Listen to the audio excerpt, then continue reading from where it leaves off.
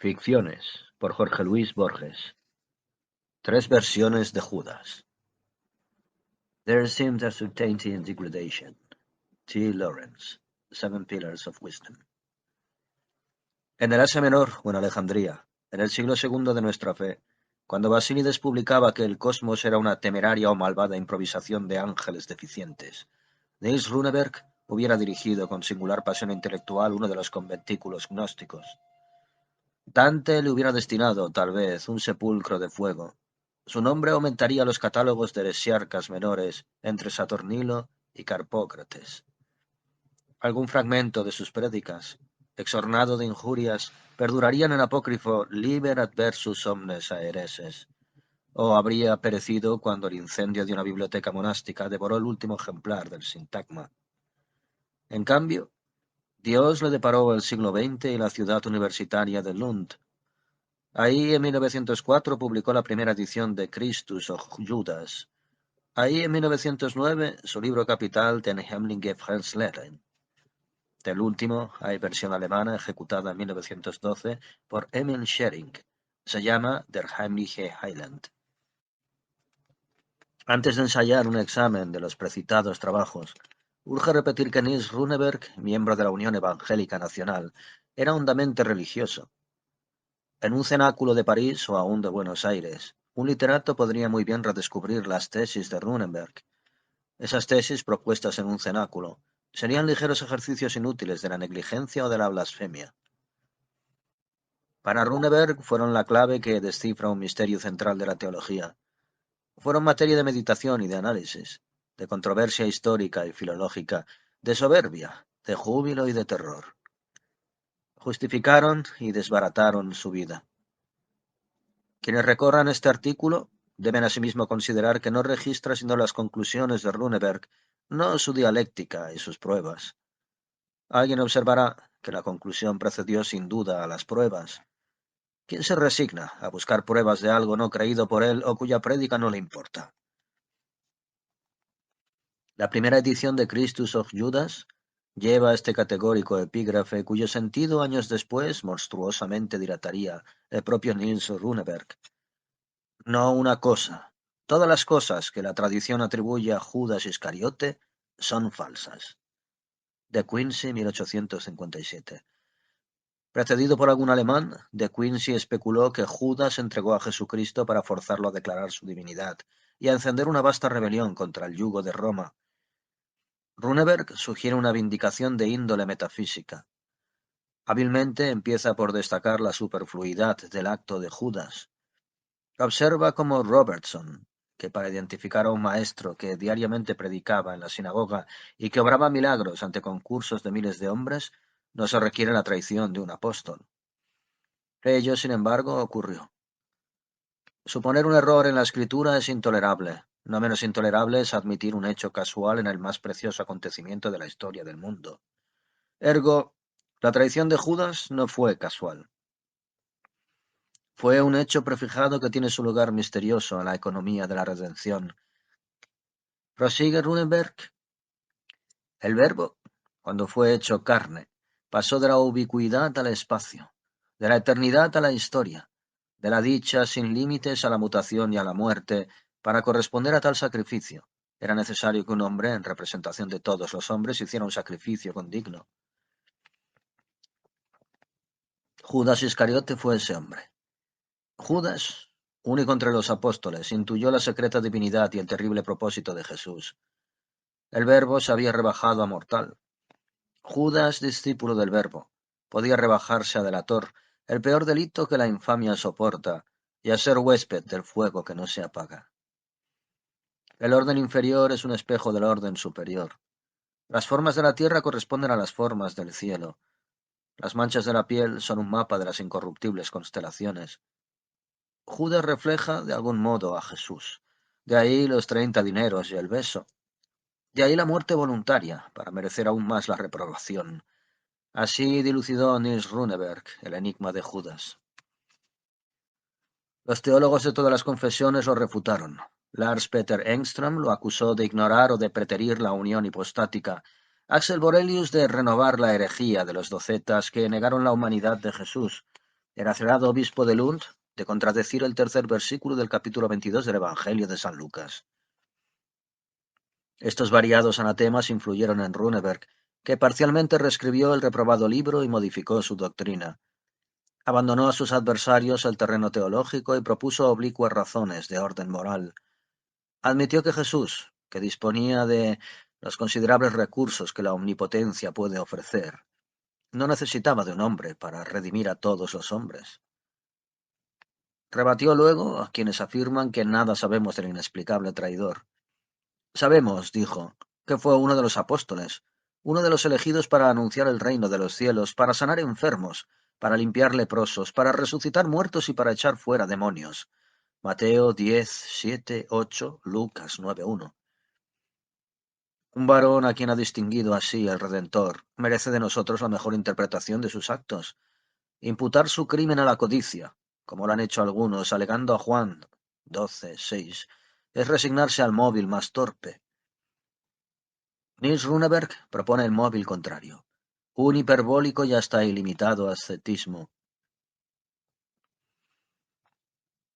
El asceta, para mayor gloria de Dios, envilece y mortifica la carne. Judas hizo lo propio con el espíritu. Renunció al honor, al bien, a la paz, al reino de los cielos, como otros menos heroicamente, al placer. Premeditó con lucidez terrible sus culpas. En el adulterio suelen participar la ternura y la abnegación, en el homicidio, el coraje, en las profanaciones y la blasfemia, cierto fulgor satánico. Judas eligió aquellas culpas no visitadas por ninguna virtud, el abuso de confianza, Juan 12:6, y la delación. Obró con gigantesca humildad, se creyó indigno de ser bueno. Pablo ha escrito, el que se gloria, gloríese en el Señor. 1 Corintios 1:31. Judas buscó el infierno porque la dicha del Señor le bastaba. Pensó que la felicidad, como el bien, es un atributo divino, y que no deben usurparlo los hombres. Muchos han descubierto, post factum, que en los justificables comienzos de Runeberg está su extravagante fin, y que Den Hemlige Freinshagen es una mera perversión o exasperación de Christus och Judas. A fines de 1907, Runeberg terminó y revisó el texto manuscrito. Casi 2 años transcurrieron sin que lo entregara a la imprenta.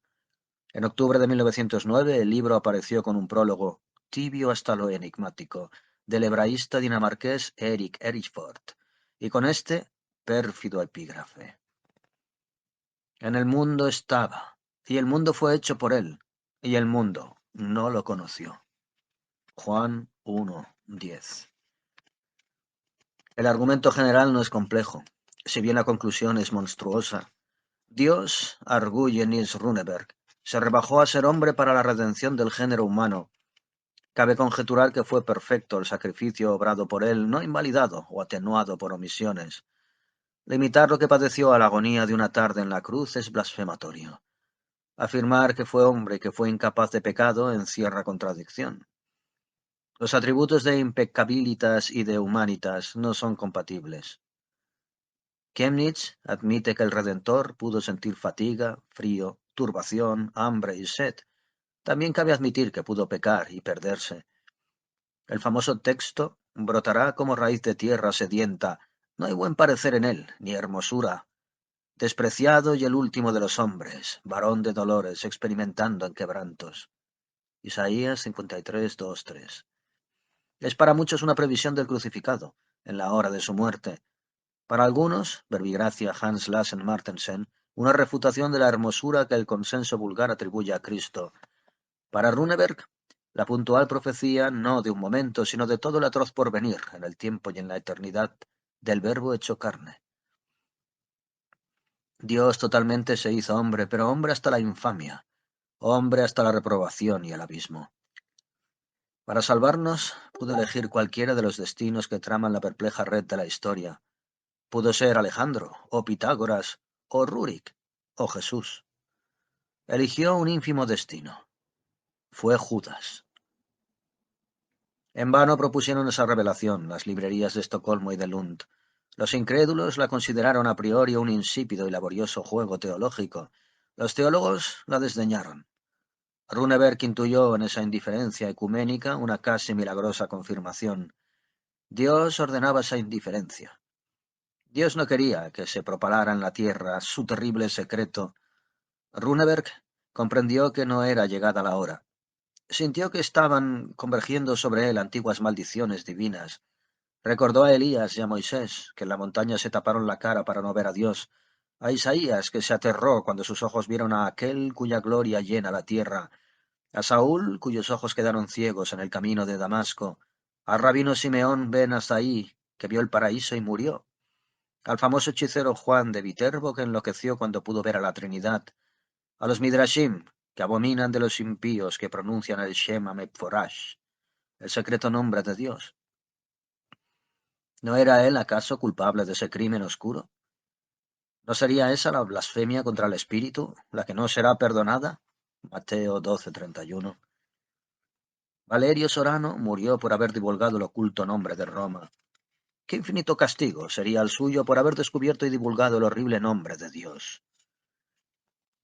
Ebrio de insomnio y de vertiginosa dialéctica, Niels Runeberg erró por las calles de Malmo, rogando a voces que le fuera deparada la gracia de compartir con el Redentor el infierno. Murió de la rotura de un aneurisma el 1 de marzo de 1912. Los heresiólogos tal vez lo recordarán.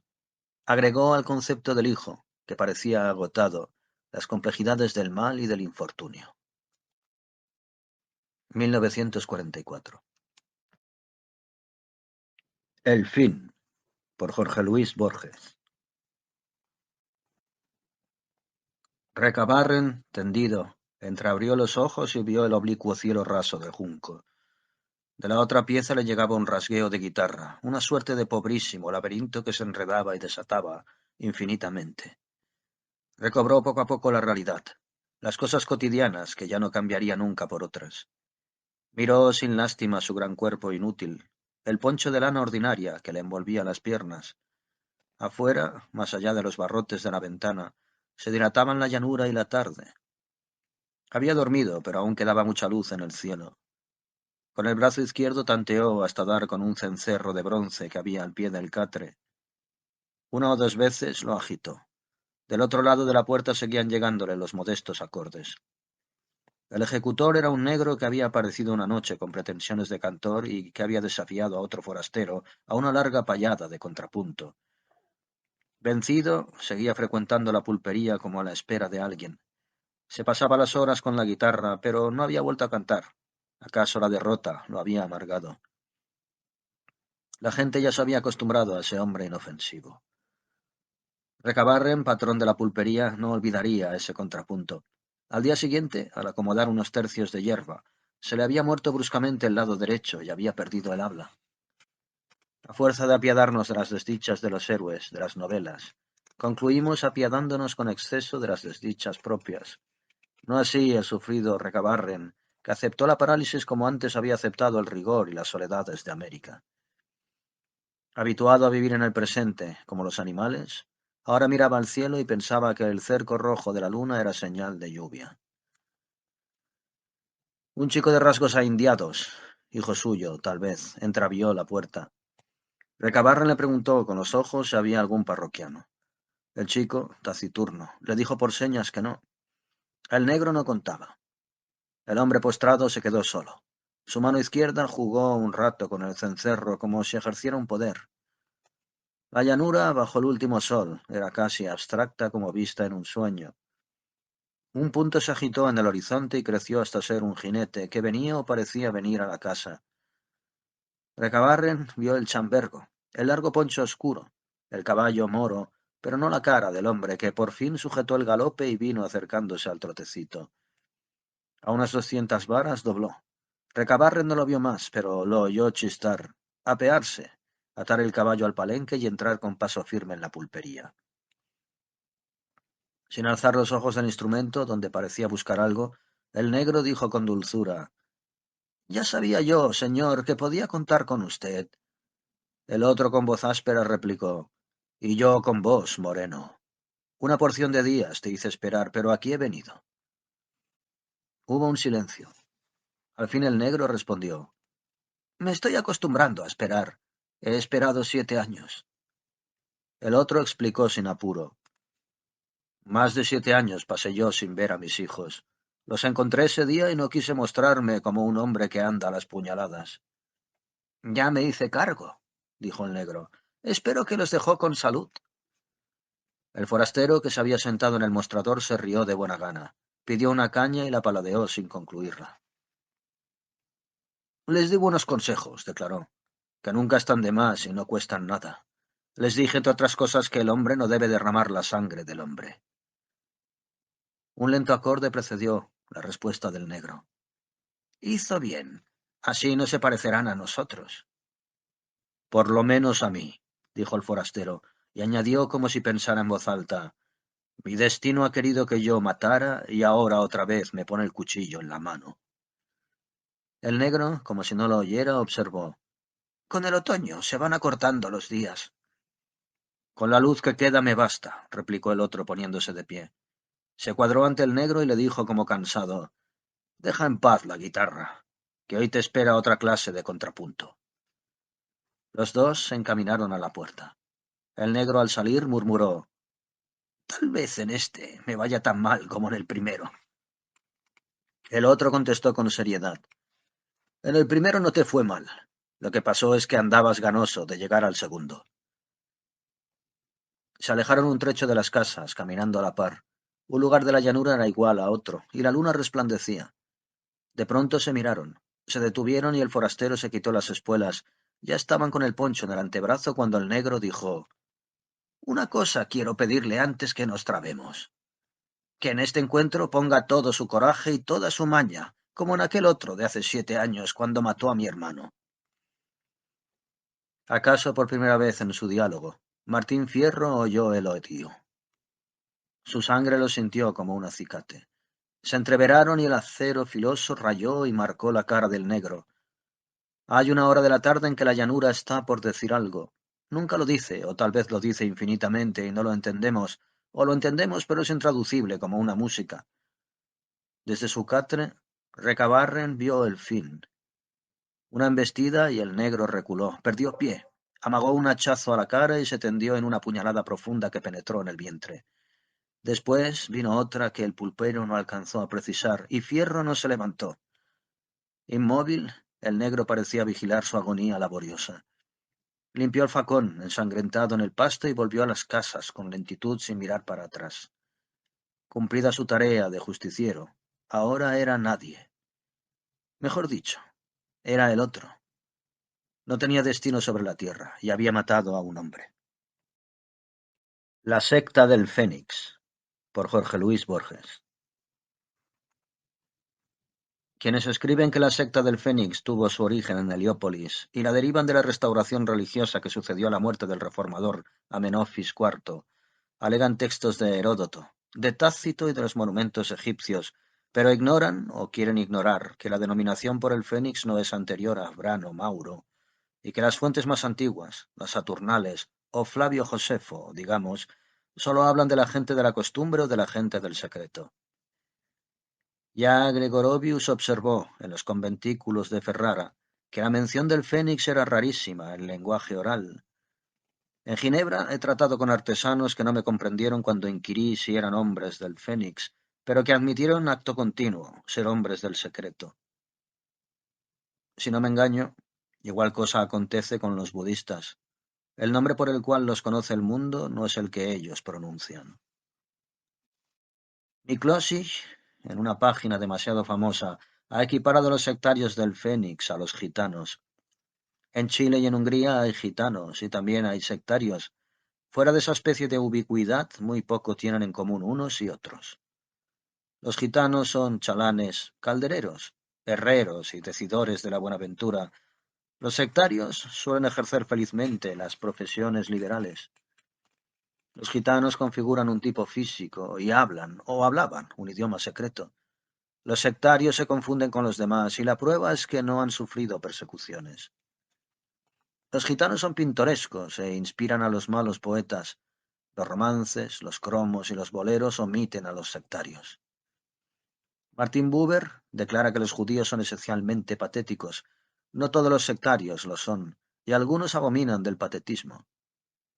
Esta pública y notoria verdad basta para refutar el error vulgar absurdamente defendido por Urman, que ve en el Fénix una derivación de Israel. La gente más o menos discurre así. Urman era un hombre sensible. Urman era judío.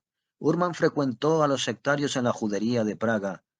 La afinidad que Urman sintió prueba un hecho real. Sinceramente, no puedo convenir con este dictamen. Que los sectarios en un medio judío se parezcan a los judíos no prueba nada. Lo innegable es que se parecen, como el infinito Shakespeare de Haslitz, a todos los hombres del mundo.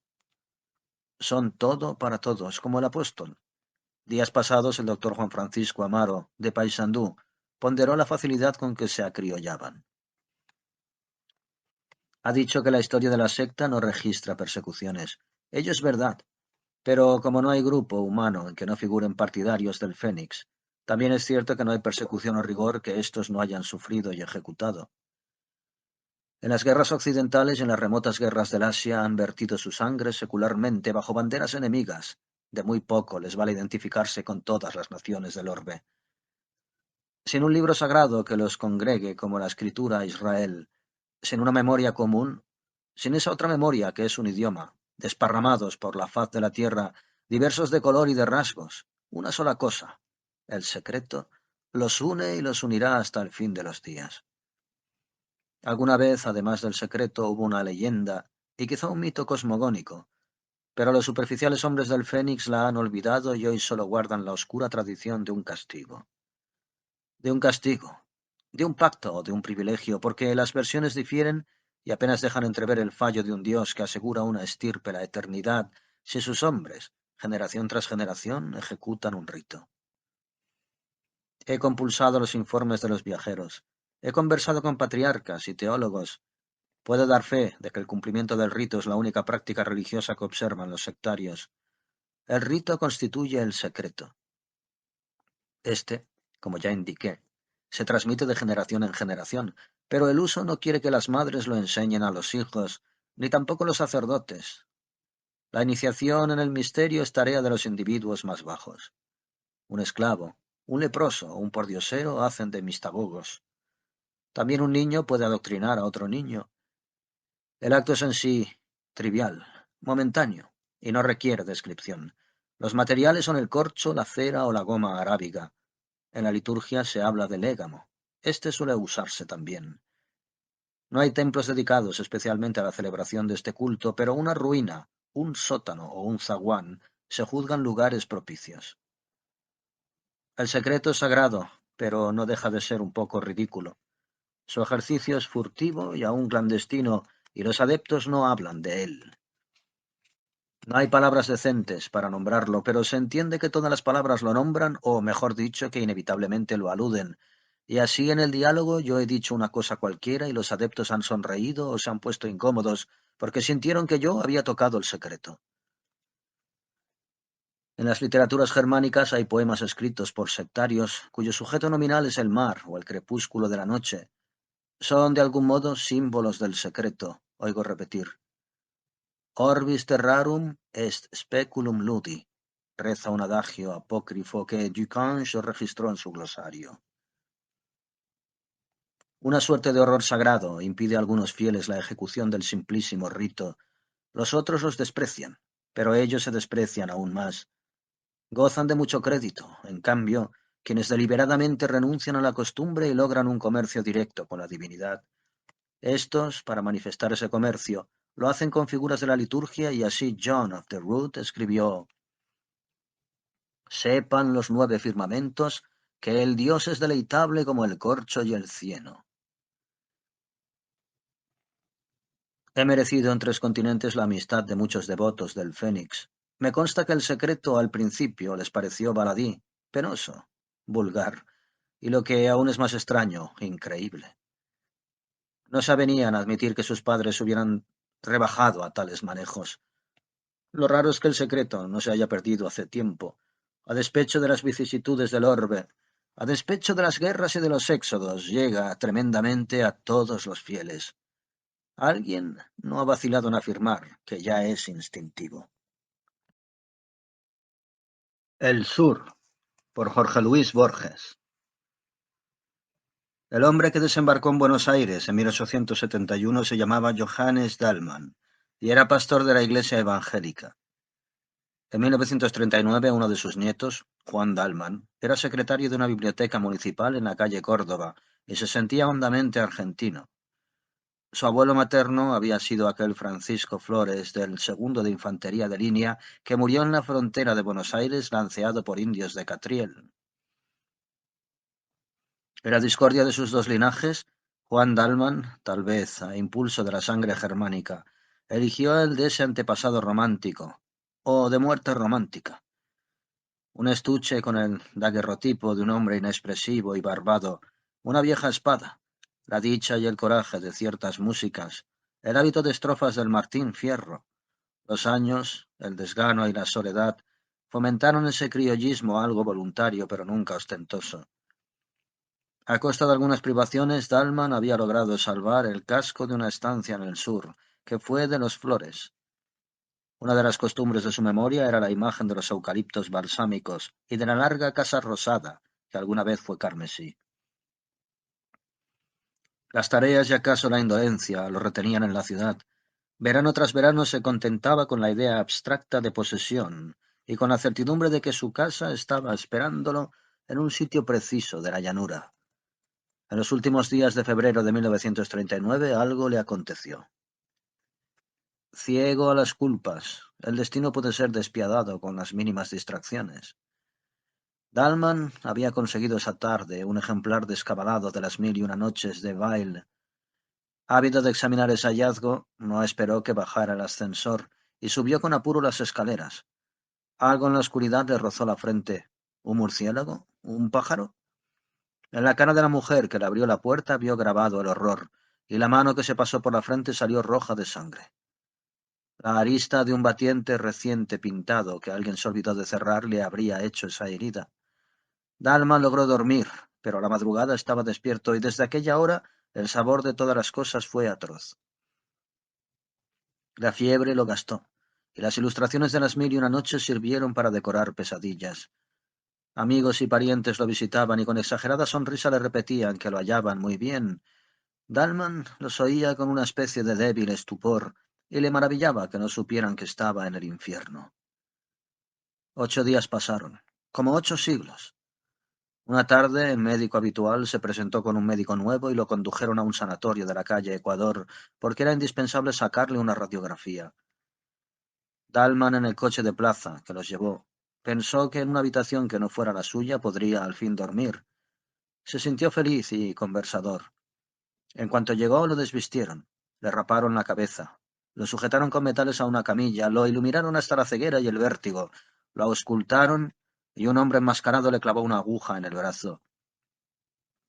Se despertó con náuseas, vendado, en una celda que tenía algo de pozo, y en los días y noches que siguieron a la operación pudo entender que apenas había estado hasta entonces en un arrabal del infierno. El hielo no dejaba en su boca el menor rastro de frescura. En esos días, Dallmann minuciosamente se odió. Odió su identidad, sus necesidades corporales, su humillación, la barba que le erizaba la cara. Sufrió con estoicismo las curaciones, que eran muy dolorosas, pero cuando el cirujano le dijo que había estado a punto de morir de una septicemia, Dallmann se echó a llorar condolido de su destino. Las miserias físicas y la incesante previsión de las malas noches no le habían dejado pensar en algo tan abstracto como la muerte. Otro día el cirujano le dijo que estaba reponiéndose y que muy pronto podría ir a convalecer a la estancia. Increíblemente, el día prometido llegó. A la realidad le gustan las simetrías y los leves anacronismos. Dallmann había llegado al sanatorio en un coche de plaza y ahora un coche de plaza lo llevaba a Constitución. La primera frescura del otoño, después de la opresión del verano, era como un símbolo natural de su destino rescatado de la muerte y la fiebre. La ciudad a las 7 de la mañana no había perdido ese aire de casa vieja que le infunde la noche. Las calles eran como largos zaguanes, las plazas como patios. Dallmann la reconocía con felicidad y con un principio de vértigo. Unos segundos antes de que la registraran sus ojos, recordaba las esquinas, las carteleras, las modestas diferencias de Buenos Aires. En la luz amarilla del nuevo día, todas las cosas regresaban a él. Nadie ignora que el sur empieza del otro lado de Rivadavia. Dalman solía repetir que ello no es una convención y que quien atraviesa esa calle entra en un mundo más antiguo y más firme. Desde el coche buscaba entre la nueva edificación, la ventana de rejas, el llamador, el arco de la puerta, el zaguán, el íntimo patio. En el hall de la estación advirtió que faltaban 30 minutos. Recordó bruscamente que en un café de la calle Brasil, a pocos metros de la casa de Irigoyen, había un enorme gato que se dejaba acariciar por la gente como una divinidad desdeñosa. Entró. Allí estaba el gato dormido. Pidió una taza de café, la endulzó lentamente, la probó. Ese placer le había sido vedado en la clínica, y pensó, mientras alisaba el negro pelaje, que aquel contacto era ilusorio y que estaban como separados por un cristal, porque el hombre vive en el tiempo, en la sucesión, y el mágico animal en la actualidad, en la eternidad del instante. A lo largo del penúltimo andén, el tren esperaba. Dalman recorrió los vagones y dio con uno casi vacío. Acomodó en la red la valija. Cuando los coches arrancaron, la abrió y sacó, tras alguna vacilación, el primer tomo de las 1001 noches. Viajar con este libro, tan vinculado a la historia de su desdicha, era una afirmación de que esa desdicha había sido anulada y un desafío alegre y secreto a las frustradas fuerzas del mal. A los lados del tren, la ciudad se desgarraba en suburbios. Esta visión y luego la de jardines y quintas demoraron el principio de la lectura.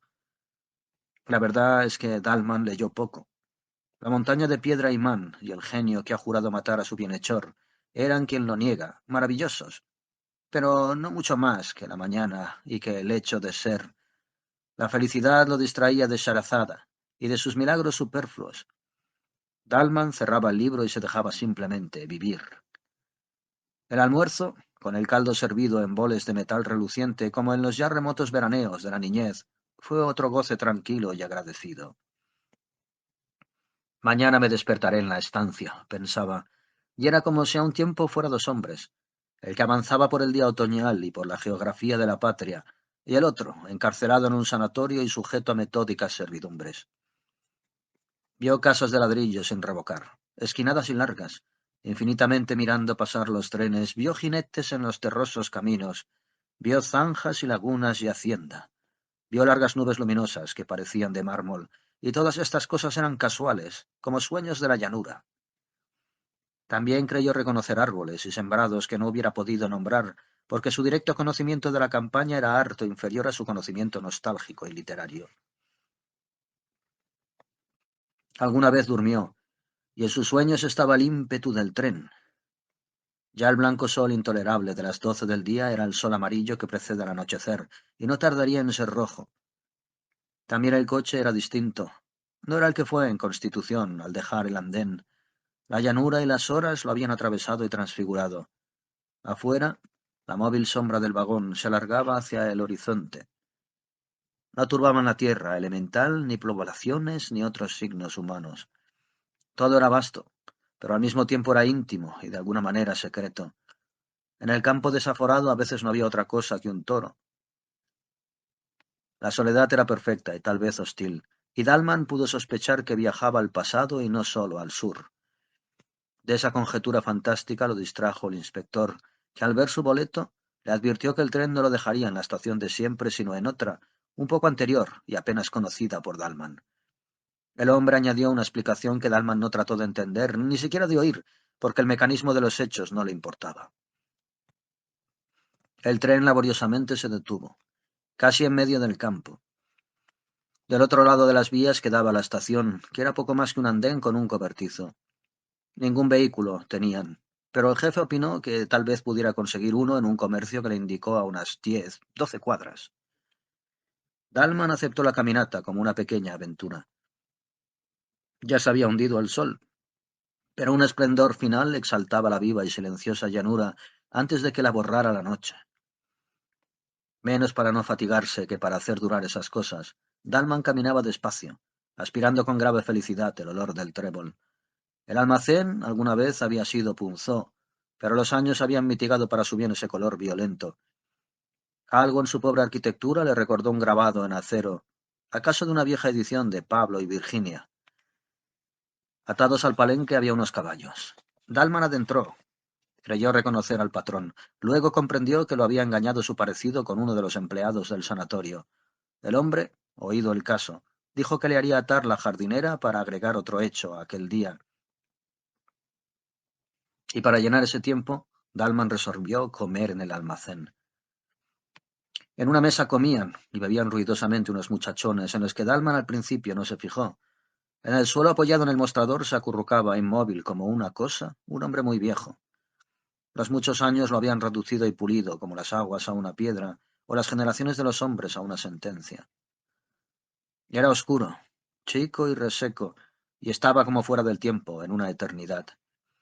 Dalman registró con satisfacción la vincha, el poncho de bayeta, el largo chiripá y la bota de potro, y se dijo, rememorando inútiles discusiones con gente de los partidos del norte o con enterrianos, que gauchos de esos ya no quedan más que en el sur. Dalman se acomodó junto a la ventana. La oscuridad fue quedándose con el campo, pero su olor y sus rumores aún le llegaban entre los barrotes de hierro. El patrón le trajo sardinas y después carne asada. Dalman las empujó con unos vasos de vino tinto. Ocioso, paradeaba el áspero sabor y dejaba errar la mirada por el local, ya un poco soñolienta. La lámpara de querosén pendía de uno de los tirantes. Los parroquianos de la otra mesa eran tres. Dos parecían peones de chacra. Otro, de rasgos achinados y torpes, bebía con el chambergo puesto. Dalman de pronto sintió un leve roce en la cara. Junto al vaso ordinario de vidrio turbio, sobre una de las rayas del mantel, había una bolita de miga. Eso era todo.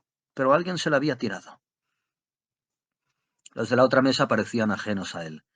Dalman, perplejo, decidió que nada había ocurrido y abrió el volumen de las 1001 noches como para tapar la realidad. Otra bolita lo alcanzó a los pocos minutos, y esta vez los peones se rieron. Dalman se dijo que no estaba asustado, pero que sería un disparate que él, un convaleciente, se dejara arrastrar por desconocidos a una pelea confusa. Resolvió salir. Ya estaba de pie cuando el patrón se le acercó y lo exhortó con voz alarmada. «Señor Dalman, no les haga caso a esos mozos, que están medio alegres». Dalman no se extrañó de que el otro ahora lo conociera, pero sintió que estas palabras conciliadoras agravaban de hecho la situación. Antes, la provocación de los peones era una cara accidental casi a nadie. Ahora iba contra él, y contra su nombre, y lo sabrían los vecinos. Dalman hizo a un lado al patrón. Se enfrentó con los peones y les preguntó qué andaban buscando. El compadrito de la cara achinada se paró tambaleándose. A un paso de Juan Dalman, lo injurió a gritos como si estuviera muy lejos. Jugaba a exagerar su borrachera, y esa exageración era una ferocidad y una burla. Entre malas palabras y obscenidades tiró al aire un largo cuchillo, lo siguió con los ojos, lo barajó e invitó a Dalman a pelear. El patrón objetó con trémula voz que Dalman estaba desarmado. En ese punto, algo imprevisible ocurrió. Desde un rincón, el viejo gaucho extático, en el que Dalman vio una cifra del sur, que era suyo, le tiró una daga desnuda que vino a caer a sus pies. Era como si el sur hubiera resuelto que Dalman aceptara el duelo. Dalman se inclinó a recoger la daga y sintió dos cosas. La primera, que ese acto casi instintivo lo comprometía a pelear. La segunda, que el arma en su mano torpe no serviría para defenderlo, sino para justificar que lo mataran.